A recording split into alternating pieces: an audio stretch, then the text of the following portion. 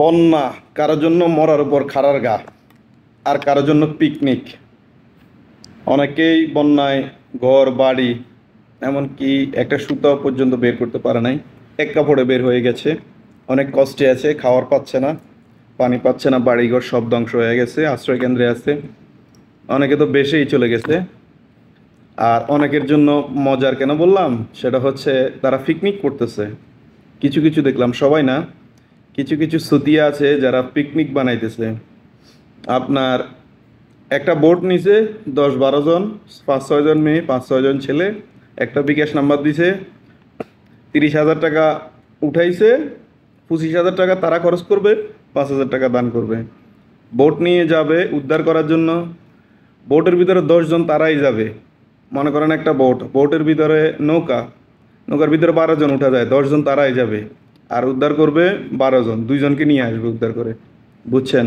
তো এই জন্য বললাম, কারোর জন্য মরার উপর খাড়ার গা, আর কারোর জন্য মানে পিকনিক করার সময় এসেছে। কারণ টাকা তো আর নিজের যাইতেছে না, যাইতেছে হাঁটু সমান পানিতে ভিডিও করতেছে, কান্নাকাটি করতেছে, করার পর একটা বিকাশ নাম্বার দিতেছে, বিকাশ নাম্বার দেওয়ার পরে আপনার কালেকশন করতেছে, তারা পিকনিক করতেছে, বিরিয়ানি পাকাইতেছে, জালমুড়ি খাইতেছে, একসাথে সবাই সেলফি তুলতেছে।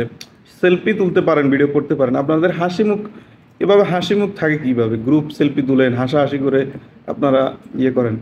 মানুষের কষ্টের ভিতরে যদি এগুলা, মানে কী রকম একটা জেনারেশন হয়ে গেছে, কি হয়ে গেছে আমি বুঝতেছি না। আপনারা ভিডিও করতে পারেন ইন্সপায়ার করার জন্য, অন্যকে উৎসাহিত করার জন্য, ছবি তুলতে পারেন মানুষের কষ্ট তুলে ধরার জন্য। কিন্তু আপনারা হেসে হেসে মজা করে করে একে ওর সাথে দুষ্টামি করে, এগুলো আসলে উচিত না। এগুলো বন্ধ করেন, ঠিক আছে? এগুলোর কারণে যারা প্রকৃত কাজ করতেছে তাদের বদনামি হয়, বুঝছেন? ধন্যবাদ।